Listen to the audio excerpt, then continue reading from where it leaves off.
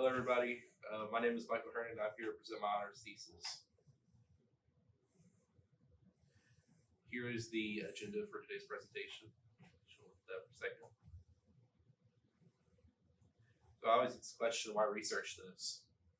As far as kind of my background with handling these, as well as kind of my experience with being on the coast, because I'm from Biloxi, Mississippi, hearing my mom and my family talk about the experiences undergone during Katrina, as well as kind of showing all the pictures of the destruction and describing how life was essentially turned upside down, really drove me to kind of be interested in this at an early age. And as this interest has developed, I've taken in some new interests as far as how they're related to things like social issues, as well as my work in architecture. Specifically, my work in Mississippi State thus far has allowed me to engage some of these topics of how communities have developed post-Katrina and some of the issues we see, such as whole plots of land being abandoned, or as far as restoration, as well as some just simple construction and even some educational pursuits, teaching children and teachers how to make even some small spaces better for the benefit of stormwater management, as well as just better generally. So for research questions, one that I really want to hone in on is, how can society reflect on and use the methods provided in these dire times to bolster communities and resilience abroad, limiting the number of blighted communities in the state?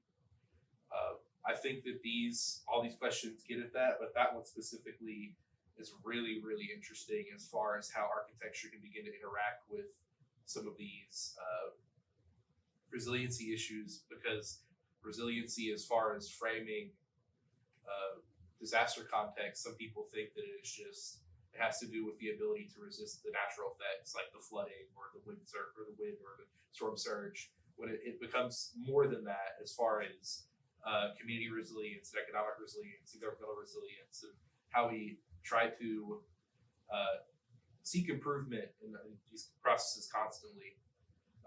So in this vein, for literature review, 18 articles were reviewed on various topics of disaster relief and community resilience, and these topics included Mississippi as a state of unique crises and disaster scenarios. A unique condition that people don't typically think of with disasters includes natural disasters and non-natural disasters, such as the recent Jackson water crisis, the total failure and collapse of the infrastructure. Architectural documentation and how we can use it to streamline and improve recovery. It's very good at using layers as well as simple depictions of information to allow us to relate and understand information very quickly. Also, architectural design, how it can plan, pace, and identify critical needs that can properly address community resilience. Going back to this point, resilience does not only happen in buildings, and architecture can also interact with this issue beyond buildings. That can seek to improve community resilience, improve economic resilience, and improve governmental resilience, as far as how each of these processes can be framed through architecture to interact better with each other. And then in that as well, being critical of architecture's current position, outlook, and recovery. Past participation, such as just, taking the buildings and rebuilding them, would be able to be reformed into active action, such as addressing some of these issues of community, economy, and government in the building, and seeking to improve the actual longevity and life of communities that it's being induced in. In that as well, for the methodology was a mixed methodology. It included 3 in-depth interviews from each from a different location in Mississippi to kind of get a broad picture, as well as some architectural documentation methods such as photography and sketching and diagramming and drawing. These methods are seldom used together. They're meant to essentially bounce onto each other, as far as seeing how the experiences between and relationships between the context of the disaster relief scenario and the experience are related to what is actually there and being seen and being interacted with, as well as how the movement has developed today.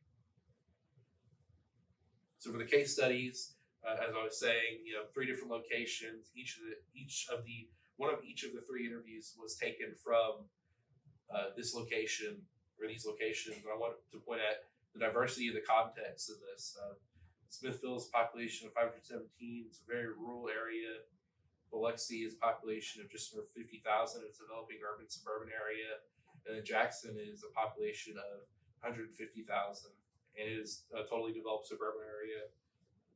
Just to kind of get at the total diversity in these and how the response differs to the size of the population, as well as the different contexts of being in a small rural town versus a giant city. It's a very striking difference as far as the response, as well as geographical locations, as far as things being on the coast and in the middle of Mississippi, as well as all the way up north where the tornado outbreaks happen. So for Smithville, as far as the disaster recovery situation, the Smithville was hit by a 5-inch tornado. As you can see in the figures, it's total decimation. Any building in the path was leveled. If there was a building there remaining, it would be highlighted in blue, and there are none. The population of the city was growing until the strike, and now it's been halved due to the disaster of the 5-inch tornado hitting. Prior to this, there was no code or zoning law enforced. Smithville was a small town, and so they had no code or zoning law enforced. So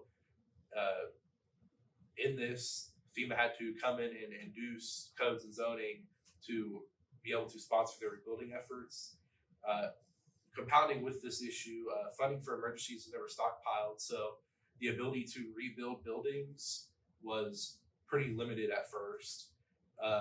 But the community was still committed to gathering and continuing small town traditions in the wake of these disasters, even going as far to celebrate the wins and losses of the whole disaster recovery effort even today.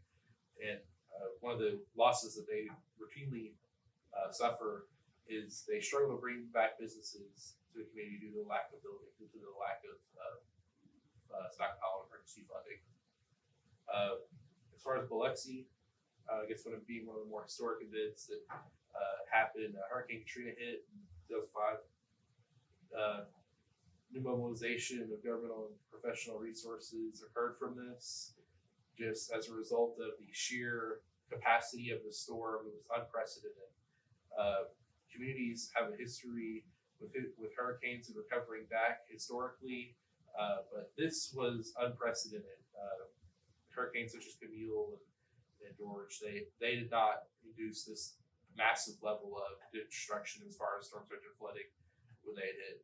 So because of this, planning efforts went far abroad, seeking help from many experts across the whole U.S., but the planning efforts went over the heads of many of the civilians, and this caused major unrest and protest in the communities. And because of this, tensions between bottom-up and top-down ideologies formed. And so my community liaison was one of those people that had to play ball with political groups to achieve goals, as far as having to interact with top-down parties being the political structures and planning groups, and the bottom-up parties being a lot of these community level and nonprofit organizations that were engaging locally. For Jackson, Mississippi, it's being more recent. The Jackson water crisis was the non-natural disaster that this one was hit with, and 43,000 people were put under a boiling water notice in an instant.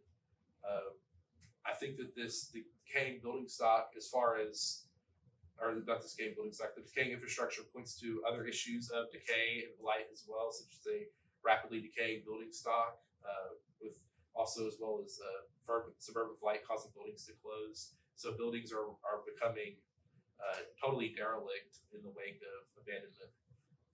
Strained history between local and state political parties reduces the ability to act on some of these issues, as well as the disaster at hand, because communities feel that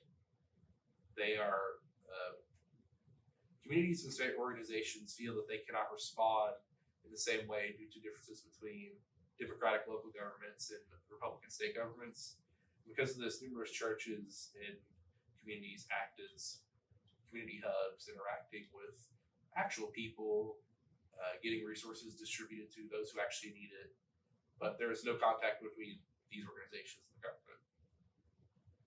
So for the discussion interviews, community trust was a big factor. Obviously, there's a lot of going over the heads of people that are recovering from these situations. Regulations and enforcement was also another large factor. Code levels were variant. Certainly, they were also in some cases minimally or not enforced. Building stock and divestment, buildings such as in Smithville being destroyed or decaying, such as they are in Jackson, or being antiquated, such as they were in Biloxi, caused a building insecurity, whether it be for business buildings or housing or anything like that. Just in the wake of disaster, it exacerbated all those issues.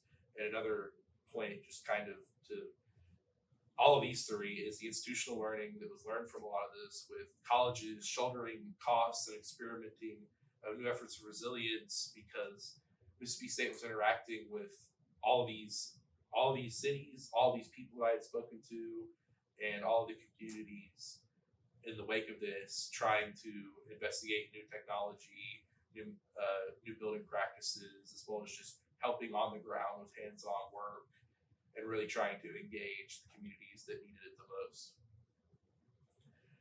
In these discussions of the interviews, as well as some of the literature review and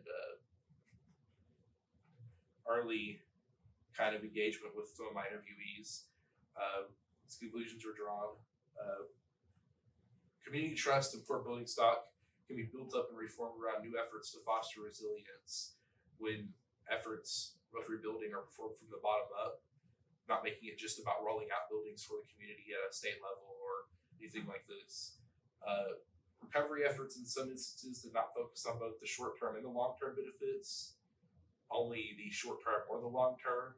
So it was either people's houses were being rebuilt to just be shelter, or people were having their land planned on to plan for super long-term economic and social gain, and they were not considering both at the same time. Structuring code, zoning, and funding for the layman was another big factor. People cannot understand these documents, and the people that need to understand them, it's almost prohibitive for them to understand them. And for any of these people to begin to access any of this information or funding or anything realistically, it needs to be brought down to a level of understanding that everybody can kind of interact with. I think another simple one that was extracted from all this was letting safe buildings be inhabited and reused.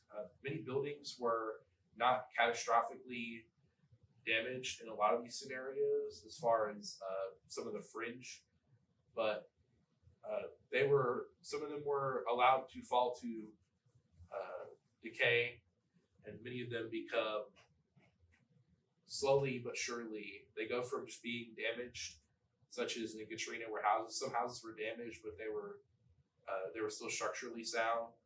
But in abandonment, they go from being structurally sound and just slightly damaged to totally damaged, unusable, totally decaying, roofs caving in, and just letting them be used would be better than having to pay the cost of losing a building. Also, just to round it off, offering more grants and opportunities to institutions seems to be a very profound solution here. Institutions can offer expertise and skills to shoulder experimental investigation application in these communities that can employ and use resilience technologies being investigated. Basically just saying the university is a lot better at engaging these things at a large scale, and also but sending out field teams to understand the actual impacts and engage with it, and at all levels of education, from undergraduate to postdoctoral, people do research on these issues, yet it's seldom, just makes it off the table.